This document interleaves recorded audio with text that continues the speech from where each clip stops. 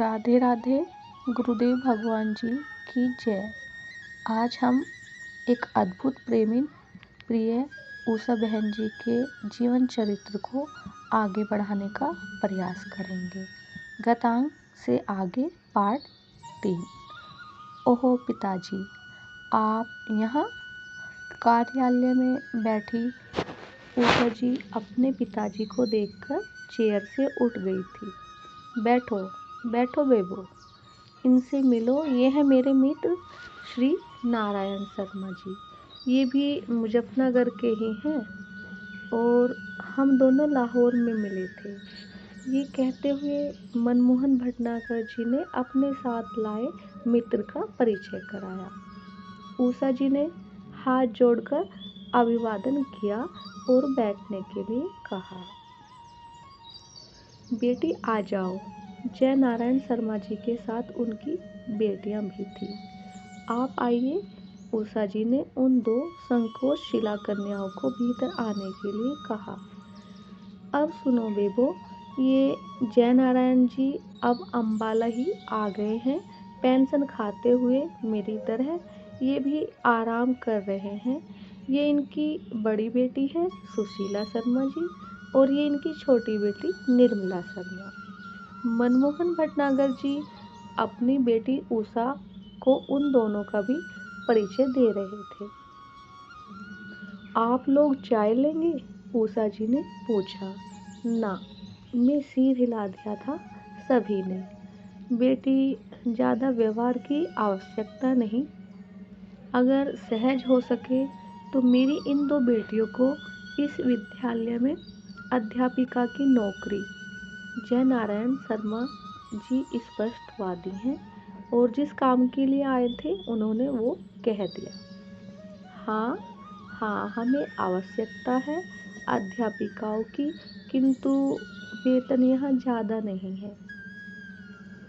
उषा जी ने सुशीला शर्मा जी की ओर देखते हुए कहा। नहीं, मुझे जितना मिले उतने में मैं संतुष्ट हूँ, सुशीला जी ने कहा।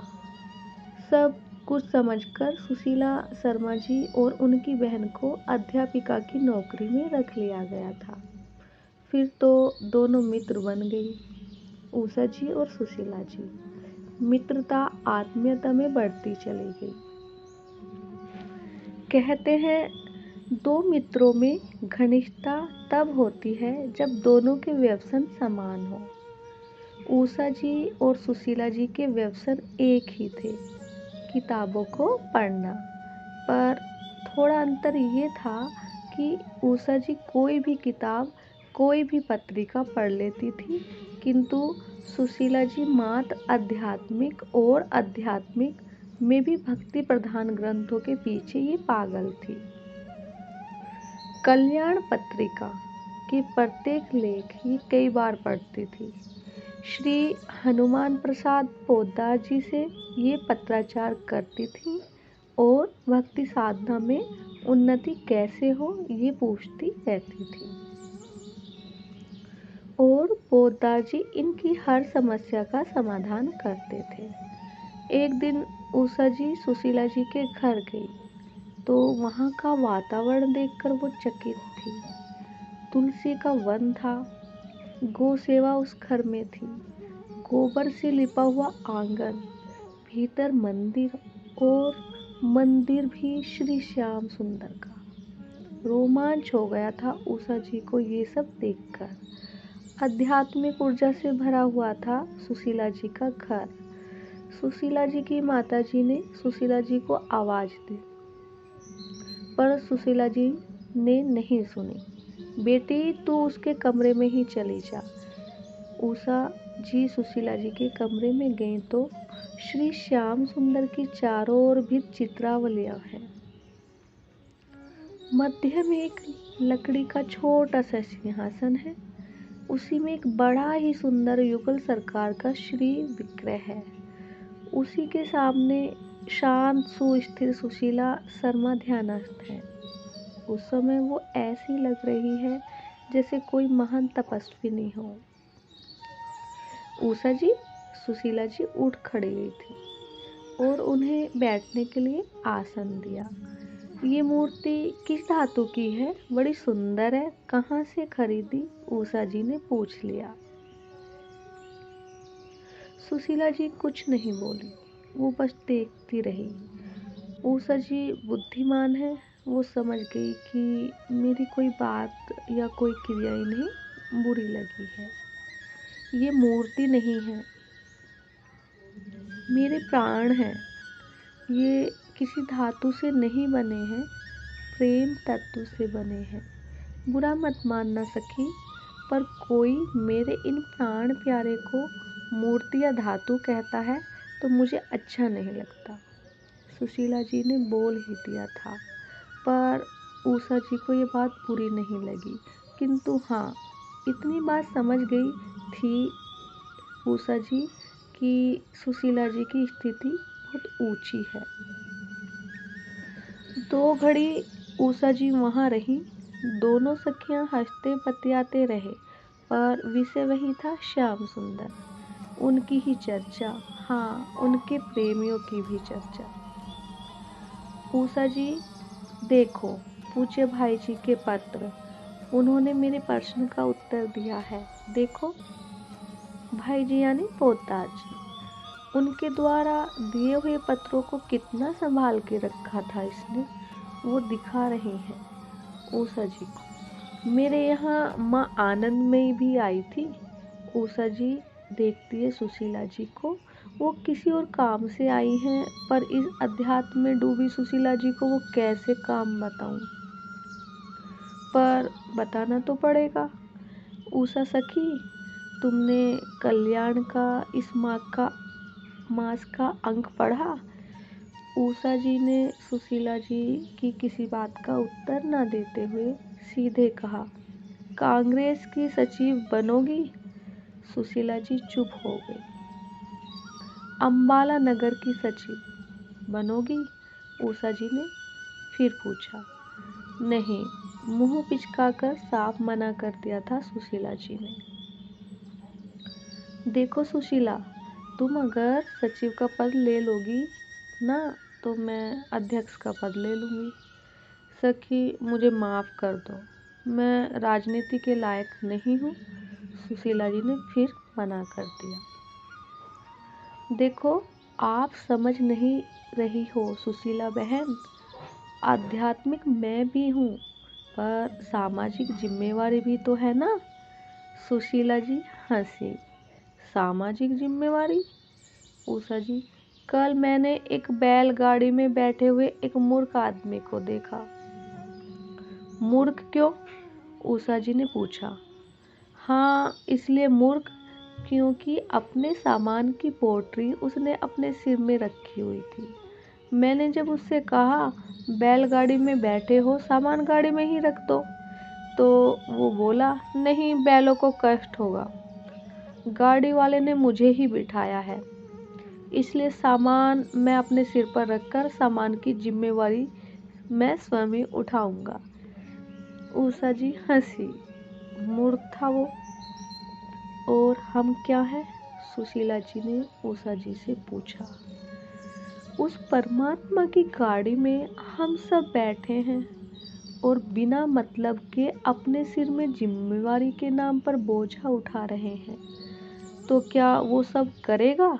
उषा जी ने सुशीला जी से पूछा। नहीं कर रहा, प्रति प्रश्न किया सुशीला जी ने। सोचो, क्या नहीं कर रहा है वो? सब कुछ कर रहा है। हमारे और तुम्हारे करने से क्या होगा उषा जी, विचार करना। उषा 5 मिनट तक कुछ बोल न सकी, फिर हाथ जोड़कर अपने घर के लिए निकल गई। सुशीला जी नहीं आई आज विद्यालय। उषा जी से विद्यालय के प्रबंधकों ने पूछा तो वो सुशीला जी के घर गई। सुशीला जी के घर जाते ही उषा जी चौंक जाती है। वहाँ सब रो रहे हैं। क्या हुआ? पर सुशीला जी शांत है। उषा जी ने जाकर सुशीला जी से पूछा, पिताजी कल से घर नहीं आए। सुशीला जी शांत भाव से बोली। कहाँ गए होंगे वो? उषा जी ने धीरे से पूछा, क्योंकि सुशीला जी के हाव भाव से लग रहा था कि वो जानती है कि उनके पिताजी कहाँ गए हैं। भीतर ले गई उषा जी सुशीला जी को और धीरे से बोली, मेरा अनुमान है मेरे पिताजी ने गृह त्याग कर संन्यास धारण कर लिया। पर क्यों? उषा जी चिल्लाकर बोली। क्यों से क्या मतलब? कभी तो छोड़ना ही था, नहीं तो काल ही छुड़वा देगा। सुशीला जी के इन वाक्यों को जब सुना, उषा जी ने तो चौंक कर सुशीला जी के मुख की ओर देखा, पर शांत थी वो और उन्हें गर्व था कि उनके पिता ने गृह त्याग कर संन्यास ले लिया है। और सुशीला जी की बात सही भी निकली। जो पिता लिख कर गए थे वो लेटर सुशीला जी की बहन को मिला, जिसमें लिखा था कि मैं ऋषिकेश के सिद्ध महात्मा श्री नागेंद्र गिरी जी से संन्यास ले रहा हूँ। उषा जी वहाँ से निकल गई। 4 दिन बाद उषा जी सुशीला जी के घर 2 बार आ गई। पर ये क्या पागलपन किया सुशीला जी ने। वो चौंक गई थी। उनकी माताजी का रो रो कर बुरा हाल था। बहन परेशान थी, पर इस बात से निश्चिंत थी कि वो गई है, कहीं बता के ही गई है। क्या बताया? वो वृंदावन गई है, उसकी बहन ने कहा। वृंदावन? हाँ, और दीदी ने ये भी कहा है कि वो लौटकर आएगी। ओह, ये क्या किया सुशीला ने? उषा जी दुखी हो गई है। वो अब नित्य विद्यालय से सुशीला जी के घर जाती हैं। सुशीला जी की माताजी को उषा जी को बहुत स्नेह करती हैं। उषा जी वहाँ जाकर सुशीला जी के कक्ष में बैठ जाती हैं, ध्यान करती हैं, किताबें भी पढ़ती हैं। पर आज उन्हें सुशीला जी की लिखी एक डायरी मिल गई। वो डायरी पढ़ती हैं उषा बहन जी। उनकी लिखी डायरी उषा जी के भीतर पड़े भक्ति बीज को बढ़ाने के लिए पर्याप्त थी। संबंध के नाम पर मुझे वो घटना याद आती है जब मैं महिलाओं के बीच बैठी थी। कीर्तन के नाम पर मंदिर में महिलाएं इकट्ठी हुई थी, पर कीर्तन कहीं था ही नहीं।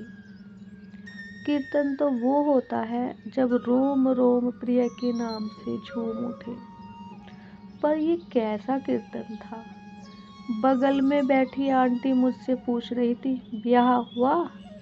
पता नहीं क्यों मेरा सिर हाँ में हिल गया। फिर दूसरा प्रश्न तो उठना ही था, कहाँ रहते हैं? मैं क्या कहूँ, यही कहा। पर प्रश्न समाप्त इतने में थोड़े ही होते हैं। तीसरा प्रश्न फिर उठ गया, उठना ही था, मिलाओगी नहीं? मेरे भी मुंह से निकल गया कीर्तन के बाद। अब उनका मन कीर्तन में नहीं लग रहा है और मेरा मन भी नहीं लग रहा है। मैं सोच रही हूँ, प्रियतम, इसे कैसे तुमसे मिलाऊं? कीर्तन जब पूर्ण हुआ तो मैं उठी, मेरे साथ वो भी उठी। मंदिर में मैं खड़ी, मैं देखने लगी थी तुम्हें, और तुम कैसे खिलखिलाकर हंसती। मैंने तुमसे कहा मत हंसो, वो क्या सोचेगी। पर मैंने जब उसे देखना चाहा तो वो वहाँ नहीं थी। मुझे पागल समझकर शायद चली गई थी। तब तुम और हम कितने हंसे, कितना हंसे। पुजारी जी ने मुझे भी डांटा, पर कोई बात नहीं, लोग कुछ भी समझे उससे क्या, मतलब तो मुझे तुमसे है, तुम्हारी पगली। उषा जी ने सुशीला जी की डायरी पढ़ी। सुशीला जी वृंदावन गई हैं अपने प्यार से मिलने।